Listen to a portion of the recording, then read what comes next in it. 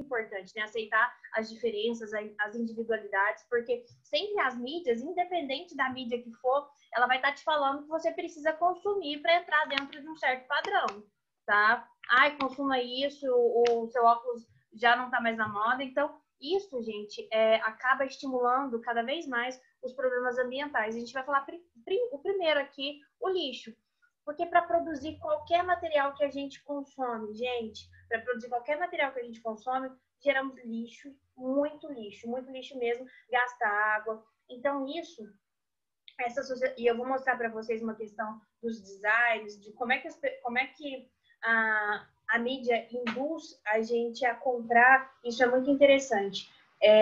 O que acontece? Até eu já cheguei até a comentar com vocês, até o piso do shopping é pensado para que a gente consuma, né? Ele é escorregadio, a gente tem uma noção que ele é escorregadio porque ele é meio espelhado. Vocês já viram que shopping é igual no mundo todo, né? Não adianta você falar, eu vou para um shopping, ele não foge do padrão. Por quê? Porque ele é todo pensado para que a gente consuma. Se eu tenho um piso que dá a ideia para o meu subconsciente que é escorregadio, eu vou andar rápido? Não. Então, tudo é voltado para vitrine. Então, isso tudo, gente, é muito arquitetado para que a gente consuma, né? E essa sociedade de consumo, esse consumismo, ele tem afetado muito o meio ambiente, muito mesmo, e causado um desequilíbrio ambiental. Lixo. Vamos falar um pouquinho de lixo. Aqui, gente. Então, associado a essa sociedade consumista, eu vou ter intensas campanhas publicitárias que vão fazer com que a gente consuma cada vez mais e gere mais lixo. E como a gente vive num país emergente, lembrando que os Estados Unidos, eles geram até 3 vezes mais lixo por pessoa do que a gente. É uma sociedade totalmente de consumo, né? 3 vezes mais de embalagem, de tudo, até porque aquela cultura, infelizmente, que se disseminou pelo mundo do fast food também influencia que isso aconteça. Então, cada vez mais, esse estilo aí, ele influenciou a nossa forma de viver, mas também influenciou muito pelo lado negativo das questões ambientais, né? Então, os estadunidenses, eles geram 3 vezes mais lixo do que pessoas de outros países. É muito, né? Muita coisa. Então, para começar, o que eu falo que é lixo? Aquilo que é desprezado, né, gente? Eu tenho tipos de lixo que são rejeito, é aquilo que não tem como reciclar, nem nada do tipo. E os recicláveis eu posso transformar em outras coisas, né? E aqui eu falo um pouquinho para vocês como é que o lixo jogado a céu aberto, o que ele pode fazer? Transmite doença, libera chorume que infiltra no solo, eu posso contaminar lençol freático, entupir bueiro, e aí, como consequência, provocar muitas enchentes. Além disso, gente, a nossa cidade, ela tem e dá até medo que logo vai começar a chover, tem um relevo e uma drenagem urbana também que propicia a questão das enchentes. E isso é bem assustador, que nós já perdemos vidas aqui na cidade por conta disso, né? Alguns documentários sobre lixo, Ilha das Flores e o lixo extraordinário. O lixo extraordinário é bem legal. Eu vou dividir com vocês aqui. Tem um também sobre albatrozes. Acho que eu passei para vocês. Esse já... Ou não. Que estavam morrendo numa ilha chamada Ilha Midway. Se não, eu vou abrir para vocês agora, que ele é muito interessante. Vamos lá, compartilhar. Vocês estão vendo a minha tela? Só os slides. Tá. Sim, só os slides. É igual ontem, dando aula super empolgada e tal, e pá, achando que os alunos estavam vendo os slides, só que só eu estava vendo, eu esqueci de compartilhar. Egoísmo que fala. Vamos lá, gente. Tá vendo a minha tela? Só que eu vou pesquisar aqui. Sim. Vou pesquisar aqui sobre a Ilha Midway pra gente ver antes. Acho que é assim. Ilha Midway.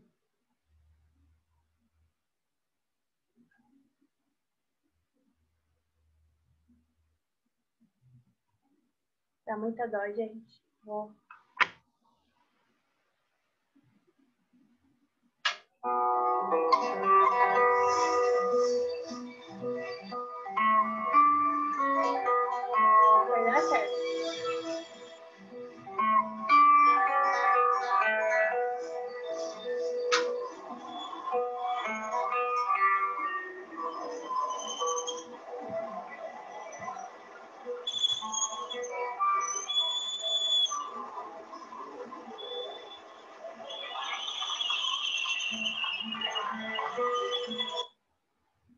Deixa eu ver uma paradinha. Já volto.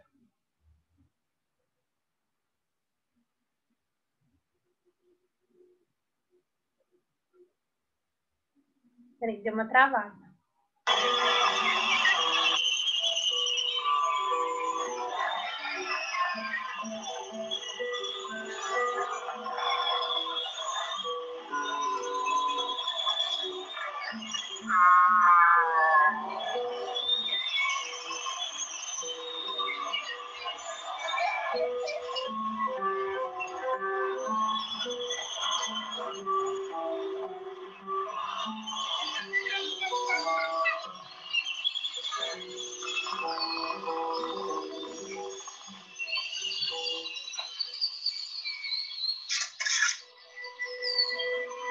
Olha que dó, gente. O que acontece? Eles confundem o lixo que fica no mar com alimento.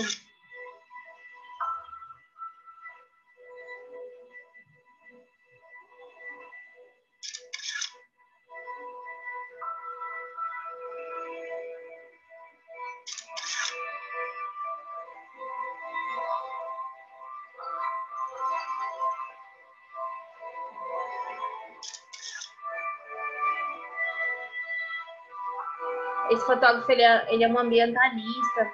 E aí ele mostra tudo que acontece ali nos albatrozes, ó.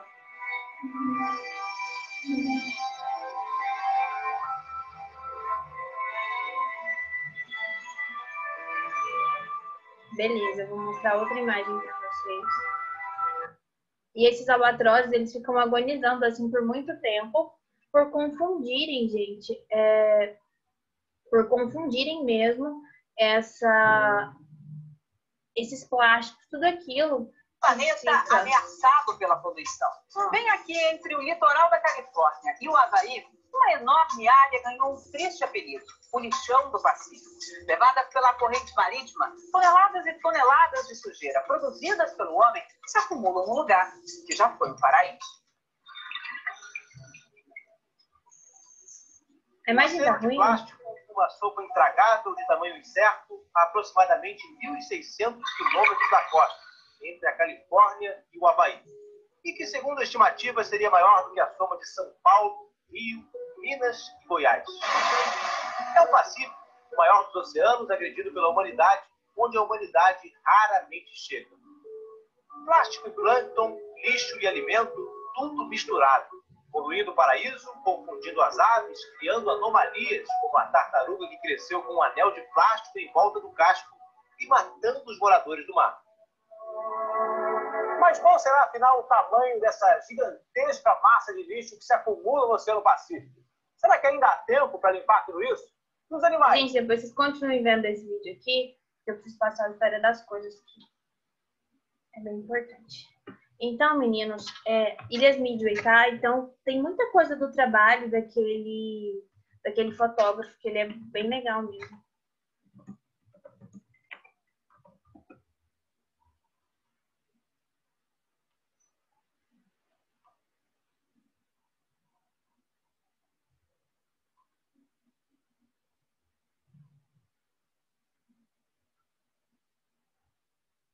As nossas coisas e para onde vão. Se a gente já tiver visto, E sabe o que eu fala. descobri? Esta não é toda a história. Falta muita coisa nessa explicação. Em primeiro lugar, neste sistema parece que está tudo bem, sem problemas. Mas, na verdade, é um sistema em crise, porque trata-se de um sistema linear. E nós vivemos num planeta finito. E não se pode gerir um sistema linear num planeta finito, indefinidamente. Em todas as suas etapas, este sistema interage com o mundo real. A vida real não acontece numa página em branco. Interage com sociedades, culturas, economias, o ambiente. E durante as etapas, a vida vai se chocando contra seus limites. Limites que aqui não vemos porque o diagrama está incompleto. Então, voltemos atrás para preencher alguns espaços e ver o que falta. Uma das coisas mais importantes em falta são as pessoas. Sim, pessoas. As pessoas vivem e trabalham em todas as etapas desse sistema, onde algumas são um pouco mais importantes que outras, Algumas têm maior poder de decisão. Quem são elas? Comecemos pelo governo. Meus amigos dizem que eu devia usar um tanque para simbolizar o governo. E isso é uma realidade em muitos países. E cada vez mais também no nosso. Afinal, mais de 50% dos nossos impostos vão para os militares. Mas vou usar uma pessoa para simbolizar o governo. Porque acredito nos valores e na visão de que o governo deve ser das pessoas, pelas pessoas, para as pessoas. A função do governo é olhar por nós, cuidar de nós. Esse é o seu trabalho. Depois vem as corporações. O que leva as corporações a parecerem maiores que o governo é porque elas são maiores que o governo. Atualmente, entre as 100 maiores economias da Terra, 51 são corporações. À medida que as corporações foram crescendo, em tamanho e poder, assistimos a uma pequena mudança no governo, como se estivessem mais preocupados com o bem-estar deles do que com o nosso. Muito bem, então vejamos o que mais falta nessa imagem. Começaremos pela extração, que é uma palavra pomposa para exploração de recursos naturais, que por sua vez é uma palavra pomposa para destruir o planeta. A verdade é que cortamos as árvores, arrebentamos as montanhas para extrair os metais, consumimos toda a água e exterminamos os animais. Aqui enfrentamos o nosso primeiro limite. Estamos ficando sem recursos naturais. Estamos utilizando demasiados materiais. Sei que isto pode ser difícil de ouvir, mas é a verdade. Por isso temos que lidar com isso. Durante apenas as 3 últimas décadas, foram consumidos 33% dos recursos naturais do planeta. Desapareceram. Cortamos, minamos, perfuramos e destruímos o planeta tão depressa que estamos debilitando a capacidade do planeta para sustentar o nosso modo de vida. Onde eu vivo, nos Estados Unidos, resta-nos menos de 4% da nossa floresta original. 40% dos cursos de água estão impróprios para o consumo. E o nosso problema não é apenas estarmos utilizando demasiados recursos, mas o fato de estarmos utilizando mais do que a nossa parte. Temos 5% da população mundial, mas usamos 30% dos recursos mundiais. Se todos consumissem ao ritmo dos Estados Unidos, precisaríamos de 3 a 5 planetas. E sabe uma coisa? Só temos um. Então, a resposta do meu país a essa limitação é simplesmente ir tomar dos outros. Este é o terceiro mundo, que alguém dirá tratar-se apenas de uma expressão para designar o local para onde foram as nossas matérias-primas. E o que é que acontece? A mesma coisa, destruição do local. 75% das zonas de pesca do planeta estão sendo exploradas ao máximo ou além da sua capacidade. Desapareceram 80% das florestas originais do planeta. Só na Amazônia perdemos 2.000 árvores por minuto, o equivalente a um campo de futebol por minuto. Então, e as pessoas que vivem aqui? Bem, de acordo com esses sujeitos, eles não são donos desses recursos. Mesmo que vivam lá há gerações, não são donos dos meios de produção, nem compram muitas coisas. Nesse sistema, quem não possui nem compra muitas coisas, não tem valor. A seguir, as matérias-primas seguem para a produção, onde utilizamos energia para misturar químicos tóxicos com recursos naturais para produzir produtos contaminados com tóxicos. Há atualmente no comércio mais de 100.000 químicos sintéticos. Apenas um punhado foi testado para avaliar o seu impacto na saúde, e nenhum foi testado em relação aos impactos sinérgicos na saúde, ou seja, a interação com todos os outros químicos aos quais estamos expostos diariamente. Por isso, desconhecemos o impacto total deles na saúde e no ambiente. Mas sabemos uma coisa, os tóxicos entram e saem. Enquanto continuarmos a introduzi-los nos nossos sistemas de produção industrial, continuaremos a inserir esses tóxicos nos produtos que levamos para nossas casas, trabalho e escolas, e claro, para nossos corpos. Como os BFRs, ou retardantes de incêndio à base de brometo, que tornam as coisas mais resistentes ao fogo, mas são super tóxicos. São neurotóxicos, ou seja, tóxicos para o cérebro. O que é que estamos fazendo usando esses químicos? Apesar disso, os usamos em nossos computadores, eletrodomésticos, sofás, colchões e até alguns travesseiros. Sim, pegamos nossos travesseiros, os revestimos com neurotoxinas, levamos para casa e dormimos por 8 horas com eles. Não sei, mas acho que num país com tanto potencial, poderíamos ter uma maneira melhor de evitar que as cabeças peguem fogo à noite. Sabia que essas toxinas vão se acumulando ao longo da cadeia alimentar e se concentram nos nossos corpos? Sabe qual é o alimento do topo da cadeia alimentar com o nível mais elevado de químicos tóxicos? O leite materno.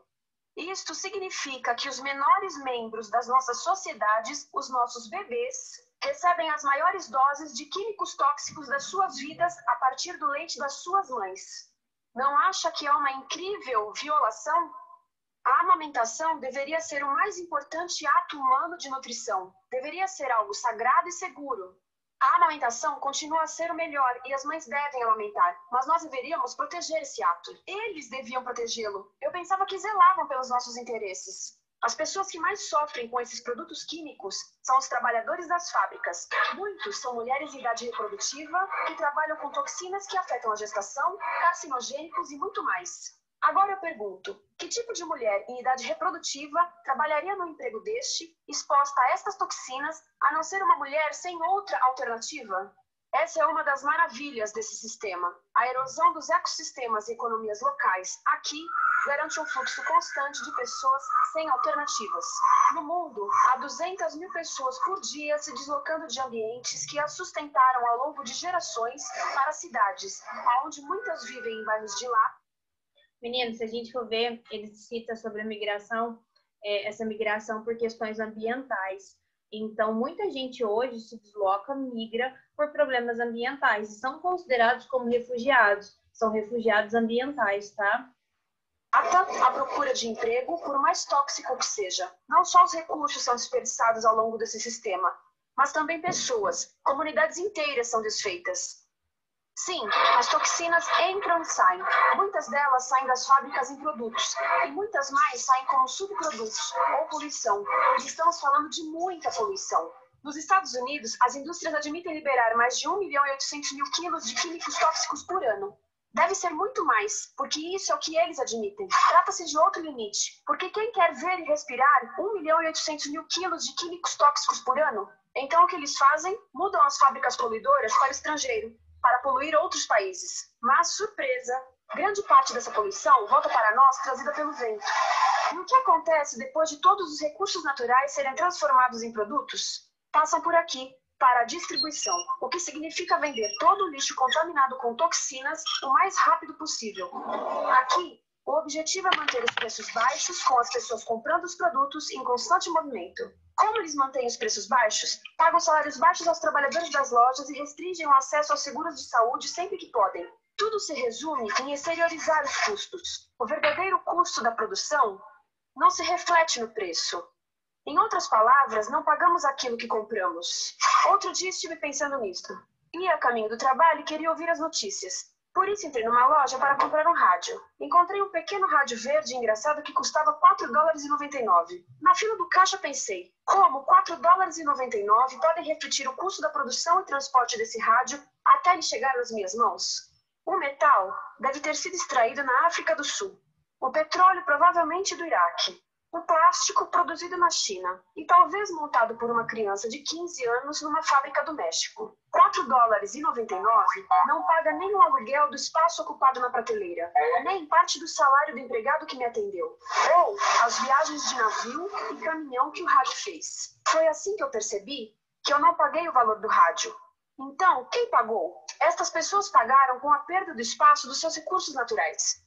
Estas pagaram com a perda do ar puro, com o aumento de doenças como asma e câncer. As crianças do Congo pagaram com o seu futuro, pois 30% delas abandonam a escola para trabalhar nas minas de coltan, um metal que usamos em aparelhos eletrônicos baratos e descartáveis. Estas pessoas pagaram por não ter direito ao seguro de saúde.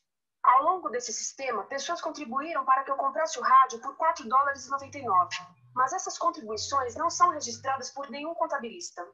É isto que eu quero dizer com exteriorizar o verdadeiro custo de produção.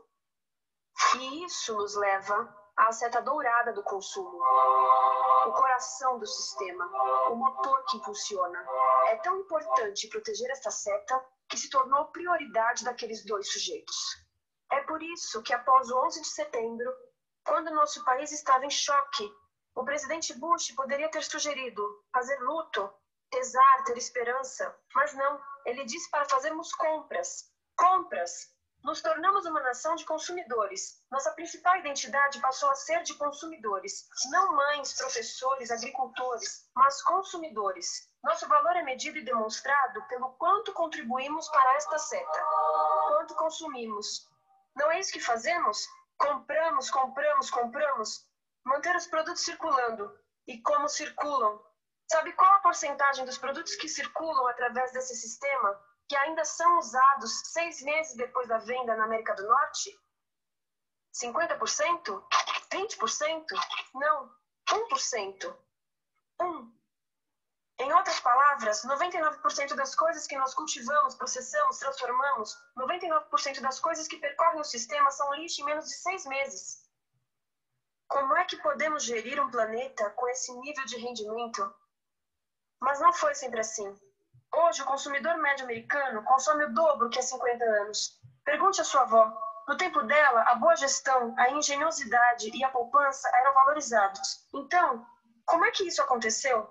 Bem, não aconteceu simplesmente. Foi planejado. Pouco depois da Segunda Guerra Mundial, estes sujeitos estudavam a forma de impulsionar a economia. O analista de vendas Victor Lebow articulou a solução que se tornaria a norma de todo o sistema. Ele disse: a nossa enorme economia produtiva exige que façamos do consumo a nossa forma de vida, que tornemos a compra e o uso de bens em rituais, que procuremos a nossa satisfação espiritual, a satisfação do nosso ego no consumo. Precisamos que as coisas sejam consumidas, destruídas, substituídas e descartadas a um ritmo cada vez maior. O conselheiro econômico do presidente Eisenhower disse: o principal objetivo da economia americana é produzir mais bens de consumo. Mais bens de consumo? O nosso principal objetivo não é providenciar cuidados médicos, ou educação, ou transportes seguros, ou sustentabilidade, ou justiça? Bens de consumo? Como é que eles nos fizeram adotar esse sistema de forma tão entusiástica? Bem, duas das suas estratégias mais bem-sucedidas são a obsolescência planejada e a obsolescência perceptiva. A obsolescência planejada é uma outra forma de dizer criado para ir para o lixo.